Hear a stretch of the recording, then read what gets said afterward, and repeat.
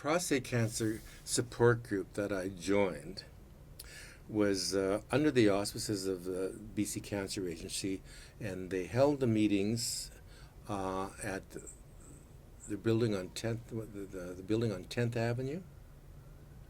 I think it's the building that was kind of not a hospice, but it's accommodation for people coming into Vancouver for treatment. And in that building, they had kind of a large open space. And so this is where they held the support group meetings. And they're very well attended. And you would sit at a table, and there would be a question or two of the day, and we would talk freely about that from our own perspective at our table group. Or sometimes people would just say, look, I'm new here. I have some concerns about this and that.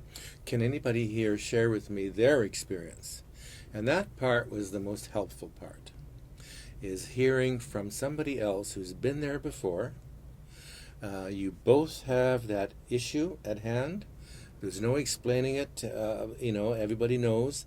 And so you'd come away from there feeling hopeful, not alone,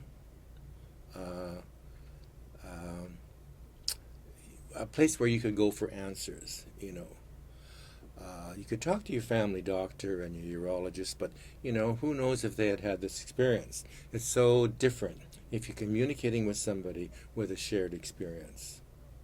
That's why it was so powerful. I don't know that there are specific ones for gay men. That's a good question. I never even considered looking for it when I was going through my experience. I just went to the support groups that were out there, and they have support groups all over in most towns and that sort of thing. I suppose it could be an issue if you wanted to have a heart-to-heart talk with another gay man about how you become flexible with sexual stuff. That wouldn't be an appropriate conversation maybe in a general mix of a support group. There, I would probably suggest you talk to your family doctor. Like my family doctor, he would happen to be gay, and I was gay. So, any gay patient, client of his that came in and suffered, was going through the prostate thing, he would call me, as opposed to calling a heterosexual fellow with prostate cancer. So we could talk openly, and he didn't have to couch his questions, that sort of thing. Yeah, but that's a good question.